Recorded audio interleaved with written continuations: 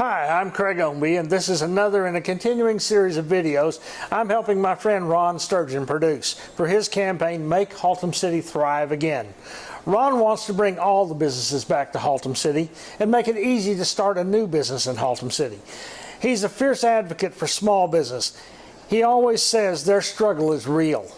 Ron wrote a book on the topic, Keeping the Lights On Downtown in America's Small Cities, the critical role small businesses play in bringing back jobs and prosperity. Please request a free autographed copy if you live in Haltom City.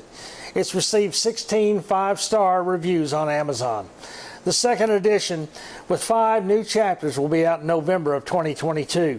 The book gives many more details about the things we are going to discuss in these videos. You can learn more about Ron's efforts at his Facebook page, Make Haltom City Thrive Again. Why are you such a supporter of small businesses? You know, I can remember when I came down to the junkyard on Sunday and worked with my kids to get enough cash to buy groceries. And sometimes we'd stay at the junkyard for an hour or two and sell a few tires, and sometimes we had to stay a half day to get enough money to get groceries for the week. Now, and I had to make payroll on a credit card. You know, this struggle for small businesses is real, and it's hard. And the last thing small businesses need to be doing is having to fool with the city trying to figure out whether they can even get started or not. And you know, I have hundreds and hundreds and hundreds of these small business clients, and every month when their rent's due, it might be $800, it might be $1,400. But you know what? They may make cabinets, they may work on cars, they may be a plumber that fixed your plumbing. And at the end of the month, sometimes they don't have enough money to pay rent. And I'm empathetic of that because it's really, really hard to be a small business in America today. It's rewarding as well, I don't deny that. But I remember what it was like, and it's still that way for small businesses. So that's why you say the struggle is real. Yes, the struggle is real, and I think if you haven't done that, if you haven't poured concrete, made payroll on a credit card, come and work long enough to get some grocery money, you fill out all those forms, wait for a public hearing, knowing that whether you may not even get to open your business, you don't really understand. What about small businesses affects the tax base of the city? Well, you know, I read somewhere, I think, that the North Texas Council of Governments said that the taxes should come from about 40% businesses and 60% residential. So small businesses really are the lifeblood of the tax base for the city.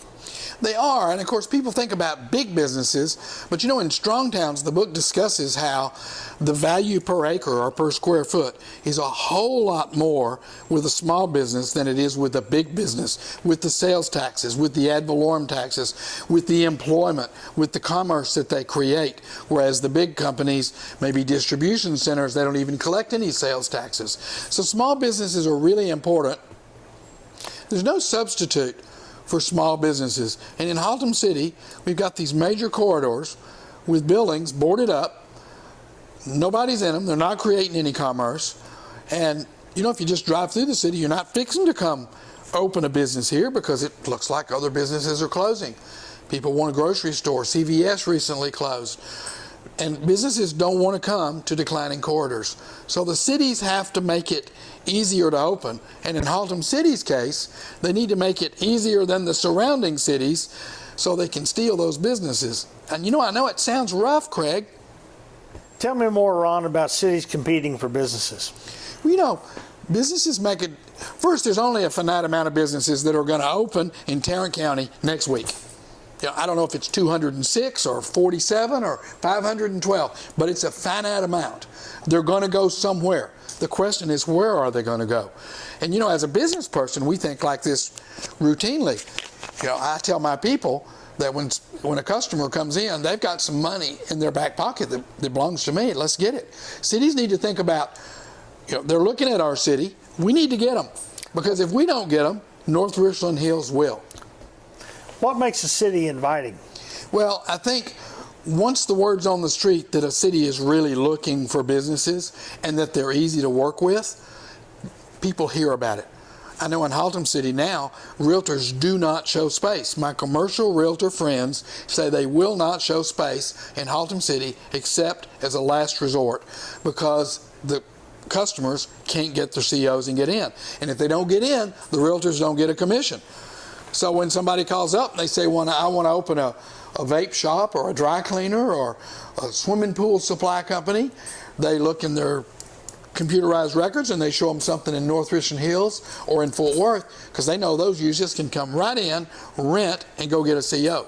In Haltom City, they'll have to have public hearings in a lot of cases before they even know if they can open. So the realtors don't show it. And so the cities really do get a reputation for being friendlier.